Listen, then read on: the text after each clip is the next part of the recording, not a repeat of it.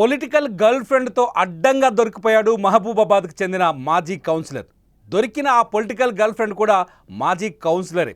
రాజకీయాల్లో కలిసి తిరిగిన పరిచయం ఇద్దరి మధ్య వివాహేతర సంబంధానికి దారి తీసినట్టు తెలుస్తోంది. ఇద్దరు కలిసి మహబూబాబాద్లో ఓయో రూమ్ తీసుకొని ఎంజాయ్ చేస్తున్న టైంలోనే కౌన్సిలర్ భార్య ఎంట్రీ ఇచ్చింది. ఇద్దరు కొడుకులను వెంట పెట్టుకుని వచ్చి ఓయో రూమ్ డోర్లు బద్దలు కొట్టి రెడ్ హ్యాండెడ్గా భర్తను పట్టుకుంది. భార్య మొహం చూడడానికి ఆ భర్త అప్పుడు తీవ్రమైన ఇబ్బందుల్లో కనిపిస్తున్నాడు. విజువల్స్లో చూస్తున్నారు మీరు. ఆయన భార్యని డోర్ బయట నుంచి ఆయన భార్య ఉంది, లోపల కౌన్సిలర్ ఉన్నారు. ఆ కౌన్సిలరే తన గర్ల్ ఫ్రెండ్తో రూమ్లో ఉన్నారు. అదే టైంలో ఆమె ఎంట్రీ ఇచ్చింది. మీరు స్క్రీన్ పైన విజువల్ చూడొచ్చు. ఇక్కడ వీడియోస్ తీస్తున్నారో వాళ్ళ బంధువులే ఆ వీడియోని వాళ్ళే ఇప్పుడు వైరల్ చేశారు. అయితే కౌన్సిలర్ ప్యాంట్ వేసుకొని బయటకు వెళ్ళిపోయిన తర్వాత ఆయన భార్య ఎవరైతే గర్ల్ ఫ్రెండ్ ఉందో ఆమె బాత్రూంలో వెళ్ళి దాక్కుంది. బాత్రూంలో ఉన్న ఆమెను పట్టుకోవడానికి ఈమె తీవ్రంగా ప్రయత్నించింది. దొరికిపోయిన ఇద్దరు గత కొంతకాలంగా రాజకీయాల్లో ఉన్నారు. ప్రియుడేమో ప్రధాన పార్టీకి చెందిన ఓ కౌన్సిలర్ కాగా ప్రియురాలు కూడా మహబూబాబాద్ మున్సిపాలిటీలో ఓ ప్రధాన పార్టీకి చెందిన మాజీ మహిళా కౌన్సిలర్. భరోసా కేంద్రంలో సపోర్ట్ పర్సన్గా విధులు నిర్వహిస్తున్నామే. ఈమె షీ టీం విభాగంకు చెందిన ద్విచక్ర వాహనాన్ని వినియోగిస్తుంది. ఆ వాహనంతోనే ఓయో రూమ్కి వచ్చినట్టుగా మనకు సమాచారం అందుతోంది. వారి వ్యవహారం తెలియగానే భార్య కుటుంబ సభ్యులతో కలిసి ఓయో రూమ్ వద్దకు చేరుకొని తలుపులు పగలగొట్టి రూమ్లోకి చొరబడి వారిద్దరికీ దేహశుద్ధి చేశారు. అనంతరం 100కు ఫోన్ చేసి జిల్లా ఎస్పీకి భార్య జరిగిన విషయాన్ని తెలియజేశారు. వెంటనే పట్టణ పోలీసులు ఓయో రూమ్ దగ్గరకు చేరుకున్నారు. వీరు పట్టుబడడం ఇదే మొదటిసారి కాదు. గతంలో ఒకసారి రెడ్ హ్యాండెడ్గా దొరికిపోతే గట్టిగా మందలించి వదిలేశారు. కానీ మళ్ళీ అదే తప్పు చేయడంతో ఈసారి ప్రియుడు భార్య గట్టిగానే బుద్ధి చెప్పినట్టుగా స్థానికులు చెబుతున్నారు. వారిపై కఠిన చర్యలు తీసుకోవాలని ఆమె కోరుతోంది. ప్రస్తుతం మాజీ కౌన్సిలర్ల రాద్ధాంతం సోషల్ మీడియాలో వైరల్ అయింది. తీవ్ర విమర్శలు వస్తున్నాయి. ప్రజాసేవలో ఉండి ఇవేం పనులంటూ అంతా దుమ్మెత్తిపోస్తున్నారు.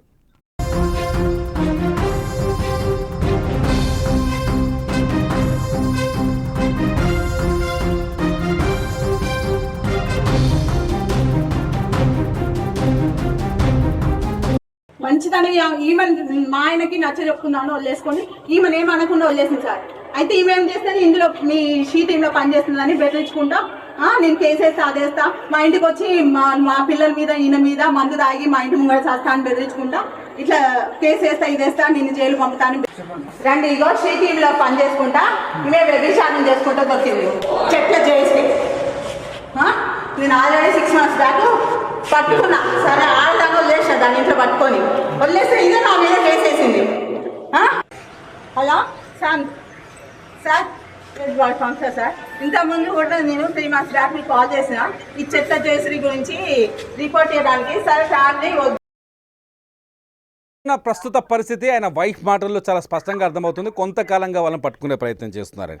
ప్రస్తుతం అసలు ఏం జరిగింది, దీని వెనకాల ఏమైనా రాజకీయ దురుద్దేశం ఉందా, ఉద్దేశపూర్వకంగానే ఈ ఇష్యూ జరిగిందా? ఈ వివరాలన్నింటినీ మా మహబూబాబాద్ ప్రతినిధి మధు ఉన్నారు లైవ్లో. మధుని అడుగుదాం. మధు, అసలు ఏం జరిగింది? ఇది చూస్తే ఇదేదో వివాహేతర సంబంధం ఇల్లిసిట్ అఫైర్ లాగా లేదు, ఇది పొలిటికల్ గేమ్ కూడా ఉన్నట్టుగా కనిపిస్తుంది. నిజమేనా? Thank you Tirumala. OYO room లో భర్త మరో మహిళతో రాత్రిలో వెళ్తుండగా భార్య కుటుంబ సభ్యులు ఓయో రూమ్ పై దాడి చేసి భర్తకి ఆ మహిళకు దేహశుద్ధి చేసిన సంఘటన మహబూబాబాద్ జిల్లా కేంద్రంలో చోటేసుకుంది. నిన్న సాయంత్రం మహబూబాబాద్ మున్సిపాలిటీలో ప్రధాన పార్టీకి చెందినటువంటి మాజీ మహిళా కౌన్సిలర్, అదే పార్టీకి చెందిన పట్టణ కార్యదర్శితో మాజీ మహిళా కౌన్సిలర్ భర్తతో అంటే ఆ ఓయో రూమ్ లో అందరూ మాట్లాడుకున్న విషయం తెలుసుకున్నటువంటి పట్టణ కార్యదర్శి భార్య మరియు కుటుంబ సభ్యులతో కలిసి ఉన్నటువంటి ఇద్దరు ఏకాంతంగా ఉన్నటువంటి భార్య వాళ్ళ కుటుంబ సభ్యులతో ఓయో రూమ్ చేరుకుంది.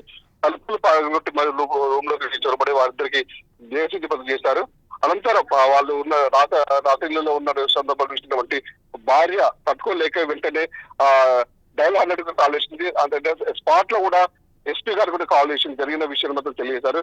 వెంటనే డైల్ 100కి చేరుతున్న పోలీసులు కూడా సమాచారం అందుకొని వెంటనే ఓయో రూమ్ చేరుకున్నారు. ఈ విషయంపై బాధితుడు భార్య మాత్రం చెప్తూ మాత్రం గతంలో కూడా ఒక ఇలాగే వివాహిత సంబంధం నేపథ్యంలో వేరే దగ్గర ఇద్దరు రహస్యంగా కలుసుకున్న నేపథ్యంలో కూడా ఒకసారి దేశశుద్ధి చేసామని, అయినా తన తీరు మార్చుకోలేని చెప్పేసి తనపై నిఘా పెట్టారు. నిఘా పెట్టిన నేపథ్యంలో మళ్ళీ కూడా నిన్న సాయంత్రం 5:30-6 గంటల ప్రాంతంలో ఈ విధంగా ఓయో రూమ్ లోకి వచ్చి మళ్ళీ వీళ్ళిద్దరు రహస్యంగా కలుసుకోవడంతో తమ కుటుంబ సభ్యులు ఇద్దరు కొడుకులతో కలిసి ఆ ఓయూరం చేరుకుంది. ఓయూరం చేరుకున్న తర్వాత అక్కడ చూసిన ఆ దృశ్యాలు మాత్రం తనకి చాలా కన్నీరు పెట్టే చాలా భావేదనకు గురైనటువంటి ఆ కౌన్సిల్ భర్త మధు యాక్చువల్గా వీళ్ళిద్దరి మధ్య సంబంధం గతం నుంచే ఉంది. ఇది సాధ్యమైన విషయమే కనిపిస్తుంది. ఇప్పుడు వీళ్ళని పట్టించడం వెనుక, ఇట్లా వీడియో తీసుకెళ్లి మీడియాని తీసుకెళ్లి పట్టించడం వెనుక, పోలీసులను పిలిపించడం వెనుక ఏదో పొలిటికల్ కుట్ర ఉందా?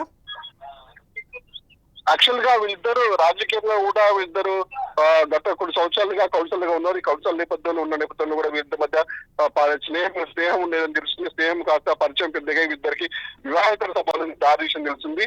కాకపోతే రాజకీయమైన ఒక యాంగిల్ ఉన్నప్పుడు కూడా వీరు చాలా స్నేహంగా ఉన్నారు. ఒకనొక దశలో కూడా వీడియోలో చూసుకొచ్చే భర్త కూడా తను నీతో కాపురం చేయను, నిన్ను వేరే మహిళతో ఉంటాడు, తననే పెళ్లి చేసుకుంటానని చెప్పి కళాకారులుగా చెప్పిన పరిస్థితి ఉంది. ఈ విషయంపై కూడా అంటే కుమారుడు కూడా భావోద్వేగానికి గురై తన తండ్రి మీద కూడా దాడి చేసే సందర్భాలు. కాకపోతే రాజకీయ కోణంలో ఆలోచిస్తే మాత్రం వీళ్ళిద్దరు కొన్ని రోజులైతే రాజకీయంగా దూరంగా ఉంటుంది. ఎందుకంటే గతంలో కూడా ఈ మహిళ పెద్ద దాడి చేయడం విషయంలో కూడా కొంతమంది పార్టీ కూడా వెళ్తే పక్కా పెట్టాడని తెలుస్తుంది.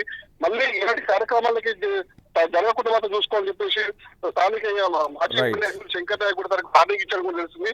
మొత్తానికైతే రాజకీయ కోణంలో జీవితం ఖండించడం తెలుస్తుంది. Tirumala thank you Madhu. ఇది వివాహేతర సంబంధాలు ఎప్పుడైనా కుటుంబాలని నాశనం చేస్తాయి. వివాహేతర సంబంధాలు నేరాలని ప్రోత్సహిస్తాయి. వివాహేతర సంబంధాలతో ఎంతోమంది ప్రాణాలు కోల్పోయారు, ఆస్తుల్ని కోల్పోయారు, ముఖ్యంగా పసిపిల్లల్ని కూడా చంపేసిన సందర్భాలు చాలా చూస్తున్నాం.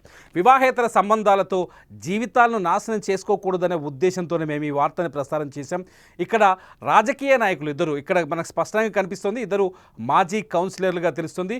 ఈ మాజీ కౌన్సిలర్లు ఇద్దరు ప్రజల్లోకి వెళ్ళి ప్రజలకు ఆదర్శంగా ఉండాల్సిన వీళ్ళు వివాహేతర సంబంధంతో జనానికి ఒక తప్పుడు మెసేజ్ ఇస్తున్నారు. వివాహేతర సంబంధాలతో ప్రాణాలు కోల్పోయిన అనేక కుటుంబాలను చూస్తే కన్నీళ్ళు వస్తాయి.